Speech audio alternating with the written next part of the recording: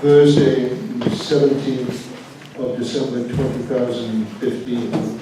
There is a quorum present. I'm going to ask everyone to introduce themselves.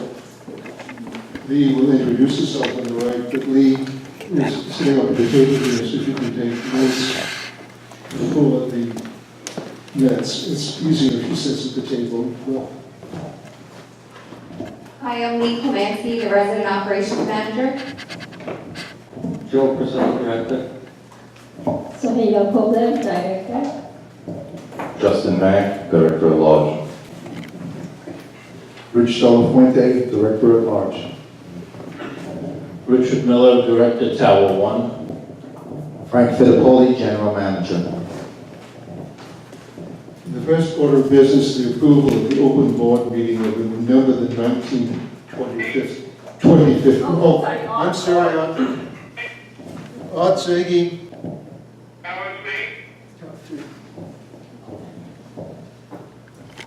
Is the approval of the open board meeting was of November the 19th, 2015. I'm going to postpone this item until the next meeting, in that the fact we were slow in circulating the minutes to the directors so everybody had time to review them. My presidential remarks are very brief today, except to wish you all season's greetings, happy holidays. The next item of business is the controller's report.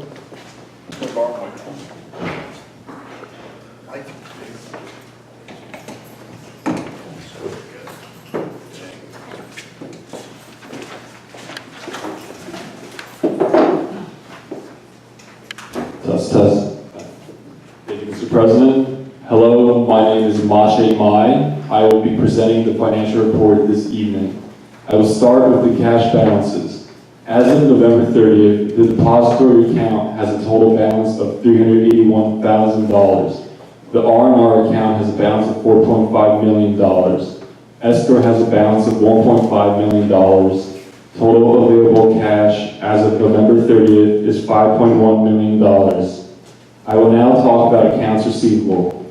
Total accounts receivable from homeowners as of November 30th, 2015 is approximately $3.4 million. $3.3 million of that is in legal. $25,000 is in payment plans. $25,000 is 1 month past due. $9,000 is 2 months past due. And the remaining $5,000 is over 60 days past due. I will now talk about accounts payable. Total accounts payable as of November 30th, 2015,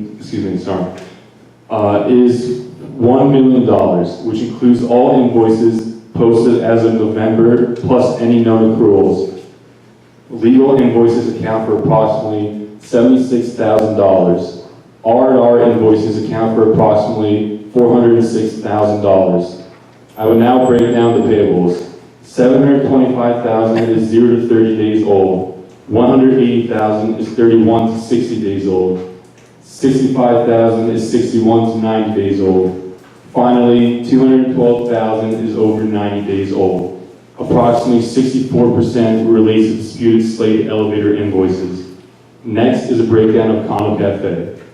For the month of November, 293,000 payments were made through Condo Cafe. As of December 7, 2015, there were 628 owner occupants and 447 absentee owners. Of the 447 absentee owners units, 396 are occupied by tenants.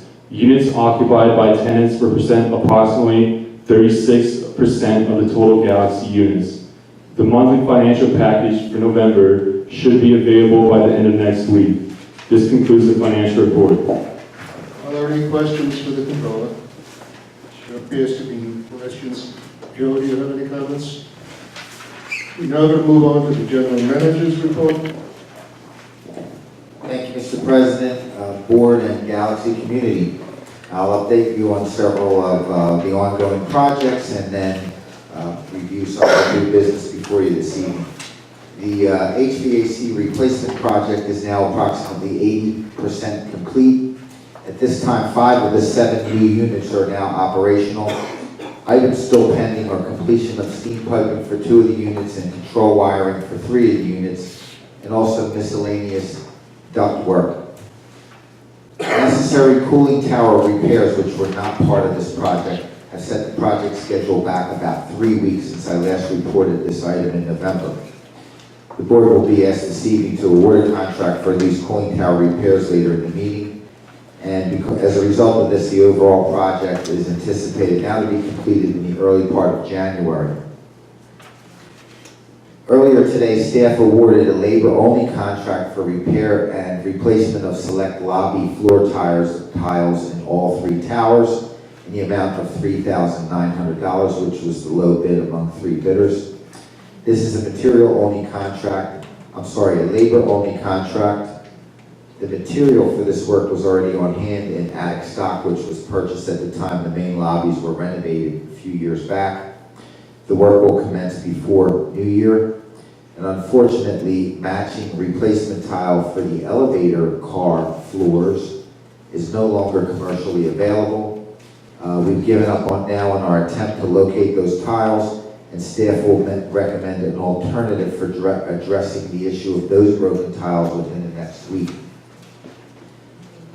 The work being done in the front of the Galaxy Mall on the Boulevard side involves the replacement of 9 upper walkway drains, which is now 100% complete. Heat tracing is being tested and repaired now.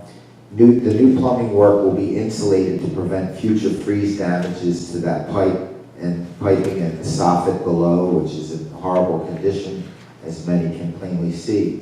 Beginning tomorrow, replacement of the ceiling area below that walkway will also commence. It'll include new blanket insulation above the soffit to further enhance freeze protection.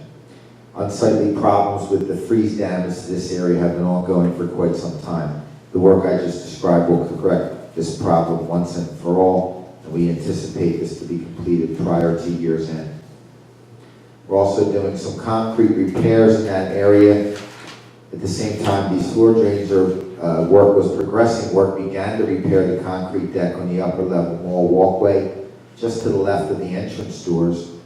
Tomorrow, the upper level main entryway will be closed to facilitate the grinding of this concrete to eliminate trip hazards at the main entry and walkway to the right of the entrance.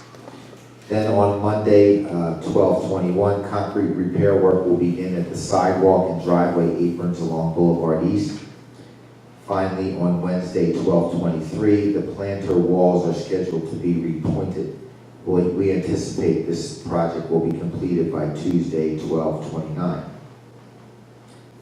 Garage elevator vestibule tile replacement on Friday, 12/11. Floor tiles were completely replaced on 4 of the 5 garage to lobby vestibules in Tower 3, specifically floors 16, 15, 10, 9. The 11th floor will follow next at Tower 3. Bids were received for additional tile work in 3 more garage lobby vestibules in Tower 1 and all 3 garage elevator cars. That additional work will cost approximately $5,000. The restoration team continues its good work in the garage areas between the 5th and 6th floors, between towers 2 and 3, where they are cleaning, painting, sprinkler pipes, walls, columns, and floor areas in the parking spots. The team will continue to work their way up to the upper levels as weather permits. I'd just like to mention the key fob exercise that we're about to complete started in September 15th with letters sent to all homeowners requesting that they re-request and re-register their key fobs. This is just about complete, with the exception of a handful of residents who requested multiple key fobs. So the staff recommended very strongly that in order to improve garage security in these doors, which are not monitored like your lobby desks are and your lobby entrances, you can't tell who's coming in and out unless it's a resident using a key fob. The board agrees with our strong recommendation that anyone else but a resident should enter through the main lobbies and be registered. Naturally, we've had some ongoing work to improve that function in the main lobbies. Meanwhile, to clean up the potential security concern in the garage, the board agreed on the 1 fob per registered resident going forward practice. So a handful of homeowners who requested multiple fobs were denied and will be denied. Those additional fobs will be shut off on December 28th. And the reason for this, there was quite an alarming number of key fobs that were unaccounted for over the years. I'm almost afraid to say it, but there were over 2,000 key fobs as a result of many, many years of not auditing this process. Had to be shut off because they were unaccounted for. And they are your contractors, dog walkers, domestic workers, and so forth that have been given fobs over the years. So with that, we believe we can significantly improve security of the garage doors. On the hallway redecorating project, this very exciting project, we did a presentation here in this room last Wednesday, December 9th. It was attended by approximately 120 residents who heard presentations from the design committee, members in the Mancini Duffy design firm team. The next step is to issue the survey to the homeowners to get homeowners' input throughout the community. That survey will be emailed tomorrow to all residents who have email addresses. Residents who do not will get a snail mail copy of the survey. So please look out for the survey. Connected to the survey will be a video of the presentation for those residents who were unable to make the meeting last week. And the video will also be a link in the weekly update tomorrow as well. I'd also like to thank, and then on the lighter side, I'd like to thank all the residents in the community who participated in the annual tree lighting ceremony and making it a great success again this year. Galaxy residents and guests joined in singing Christmas carols with the Galaxy Singers and enjoyed the apple cider and munchkin treats. The Galaxy children were pleasantly surprised with a visit from Santa and friends, as it is the tradition, in a beautiful decorated fire truck. Extended thanks also goes out to the Galaxy staff who participated in making this a special event. On behalf of all the employees here at the Galaxy, special thanks to the board of directors for their generosity and once again providing all the employees here with an annual staff holiday luncheon last Friday. On behalf of all the GTCA maintenance employees, front desk, door, housekeeping, spa staff, and security staff, and other hourly employees, I'd also like to thank the entire Galaxy community for your contributions to the Galaxy Holiday Gift Fund in recognition for the hard work that they do throughout the year. So thank you very much. Finally, Galaxy gift giving began early this year with donation bins put out in each lobby for food, canned or packaged goods, and animal donations. Christmas trees were set up in the lobby during the first week of December with Red Wagon for Toys for Tots. Divine Connection Community Development Corporation will make their last pickup at 12 noon tomorrow. Distribution of all of the community's donations will be made to the needy families in the area on Saturday, December 19th. Bergen County Protect and Rescue Group, it's a no-kill shelter, will distribute all the donations to needy animals. So thank you very much again. Happy holiday to all the residents. Your kindness and generosity is much appreciated. For the board, before you this evening are three business items that staff is presenting. The remaining annual insurance renewals for 2015-2016, a request to approve authorization of a contract for cooling tower repairs, and finally the renewal of the security contract. That concludes my remarks. Thank you. Thank you, Frank. Are there any questions on the topics covered? Justin? Yes, thank you, Frank. On the soffit underneath the wall. He said it was going to be blanket insulation. Are they going to check the insulation that goes along towards the inside of the wall? Because I noticed that there's gaps that go from inside that soffit, inside the wall. And before they start doing the insulation on blanketing, maybe they could re-insulate the inside that goes towards the inside of the wall. There's been complaints of drafts that come through that way. I think that should all be patched up while we have it open. I can't say I know specifically if it's included, but I'll certainly check it first thing in the morning with maintenance to see if it is. If it's not, we can add it. Thank you.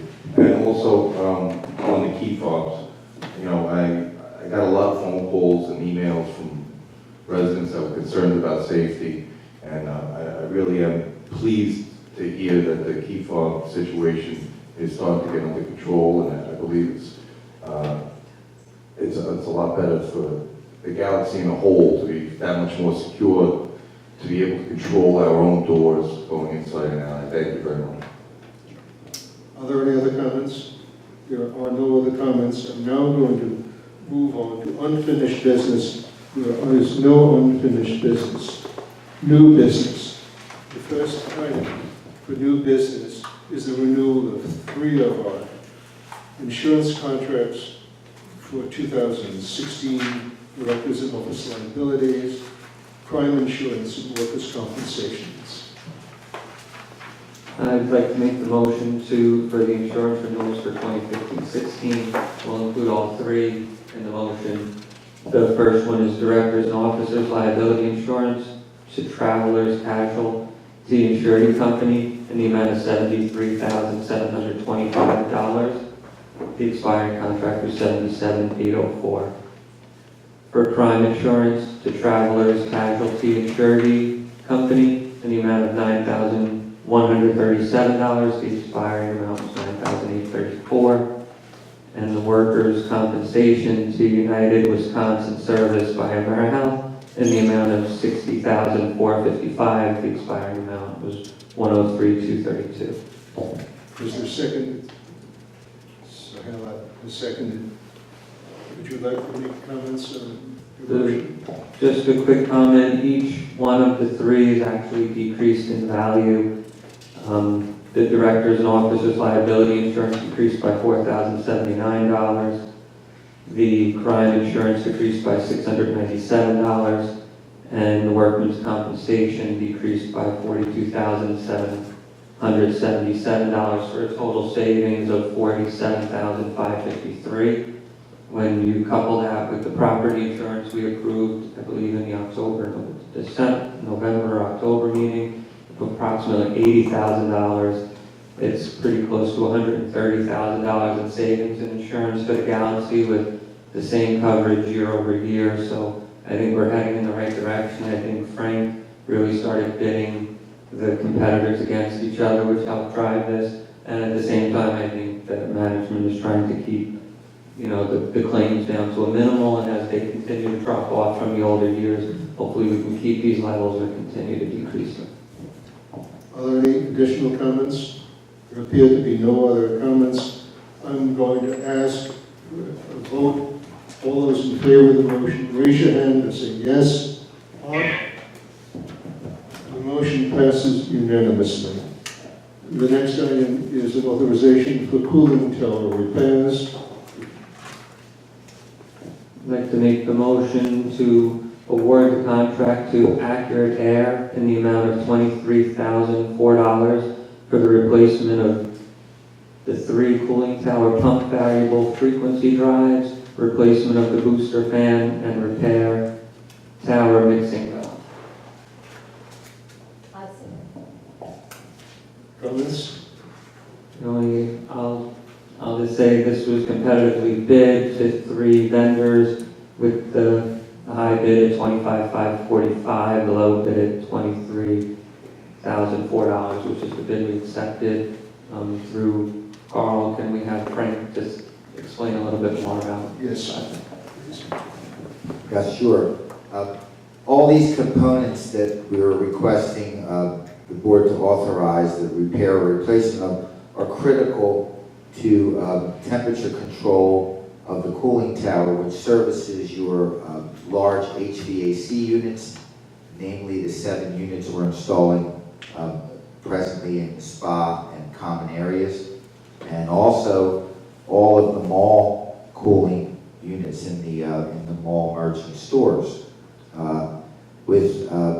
Because of the condition of this equipment, the cooling tower runs at full speed non-stop, and it must be manually adjusted and manipulated repeatedly whenever there's a temperature change outside or whenever the load or demand of these systems changes.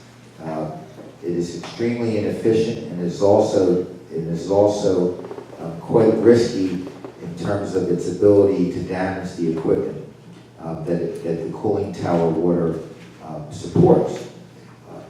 We learned of this in the course of doing the HVAC replacement project when we found that the cooling tower water in early November was coming through at 55 degrees. It should be more like 70 degrees. So a quick manual manipulation had to be made. When weather got cooler, it had to be made again. So these systems are designed to operate automatically and efficiently, and they can't unless they're repaired. So this work is outside the scope of the HVAC contract. It's maintenance work, and we were surprised to find the cooling tower in the condition that it's in. The repairs will make it possible to move forward and have these systems run reliably and efficiently. Are there any additional comments, Justin? Yeah, I just would like to ask Frank, so basically fixing this is going to save us some money in electricity or in energy? Yes, no doubt. Electrical energy for sure, and also it will preserve the the health of the equipment long term. Overly cooled water in these compressors contributes to premature compressor failure, and the 7 units that we're replacing had a history of ongoing compressor failure. These are one of the things that contribute to that is the delivery of water that's too cold for the compressors. So this probably was the major cause for those units to break down. So. One of them, they were all tired. And also, it also will help us preserve our staff to do other things inside the building that are more necessary. It'll free up some staff. Yeah. Thank you. Any additional comments? There are no additional comments. I'm asking you to vote. All those in favor of this motion signify by raising your hand or saying yes. The motion passes unanimously. The next motion is a policy resolution on the use of equipment, electronic equipment in the spa. I think I have to explain a few things about resolutions. There are various kinds of resolutions here. Each of these things we do at a board meeting as a resolution. But there are 2 big categories of resolutions in the building: administrative resolutions and policy resolutions. Any policy or administrative resolution, you have to give the board a 7-day notification before we consider it. In an administrative resolution, all it takes is a 7-day notification, and then we can vote on it. But an administrative resolution concerns such things as setting up committees and other kind of functions that really don't affect fines or safety or regulations. The policy resolutions are pretty serious things, and the policy resolutions require 2 readings. The first reading, it comes before the board. We do a reading of it, we can discuss it, and if we approve it then, we put it out for public comment. If this resolution is passed, we will publish it in the weekly update, and then we'll have until the next board meeting to send in your comments. This resolution was developed by the SPA committee, submitted to the Executive Council, and approved by this Executive Council. I'm going to read the resolution, and then there'll be a motion, and we can discuss it. The use of electronic equipment throughout the spa will be limited for safety and personal considerations starting immediately. There will be no use of any electronic equipment, including cell phones and cameras, physically in any water, including the indoor and outdoor pool, the whirlpool, steam room, showers, even if your device is considered waterproof. B. Cell phones conversation have become a significant annoyance to many of our residents. In order to accommodate the need for those to work out in peace and the need with the need of the people to be in telephone communication, the following rules will be in place. The acceptable places for extended and sometimes boisterous phone conversations are the spa hallways. The car is immediately outside the two spa doors in Tower 2 and 3. The indoor-outdoor pool upper walkway, seasonal. The outdoor pool smoking area, seasonal. A meeting room not in use. It must be vacant if someone needs to use it, it must be vacated. And the spa lounge. In all cases, if any other persons ask you to lower your conversation or move to another area, please do so immediately. There will be no cell phone conversations in the weight room, cardio room, or any meeting room in use, including the adult activities room and the game room. When your cell phone rings, take it out to the hall. C.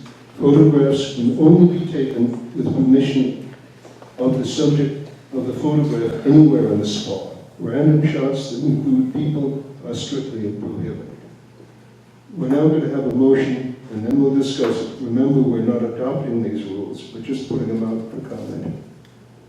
I make the motion to publish the proposed policy resolution and weekly update and allow for homeowner comments, and to have the second reading of the resolution in January's open board meeting.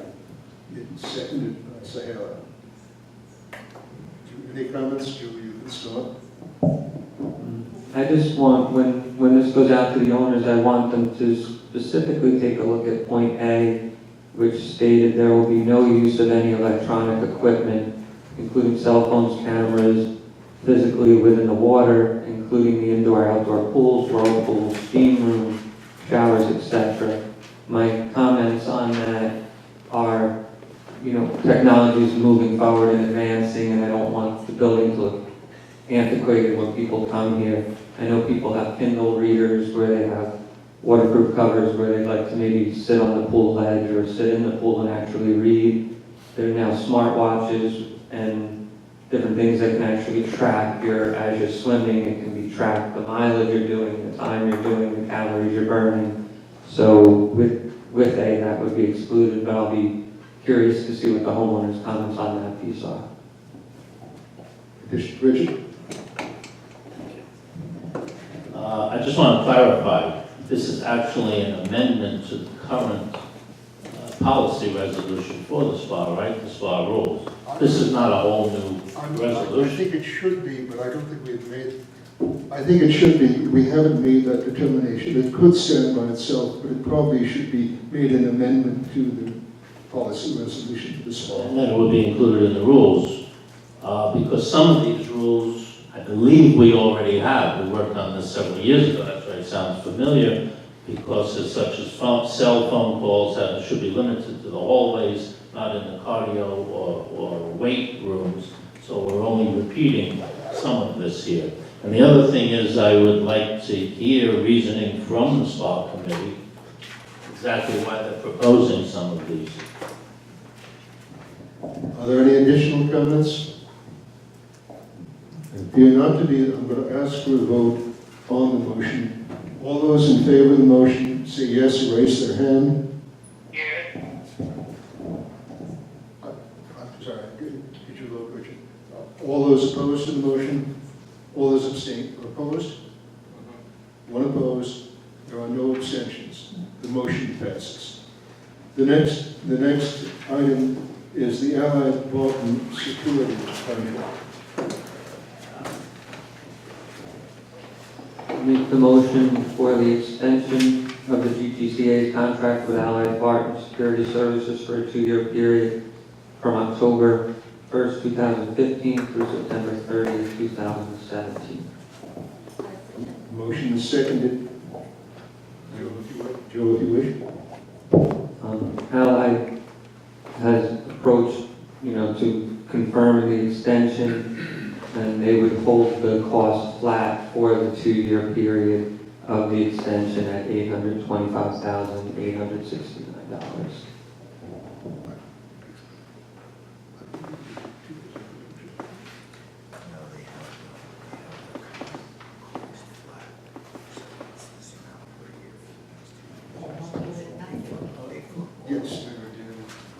it might be worth for Joe to review what the contract said.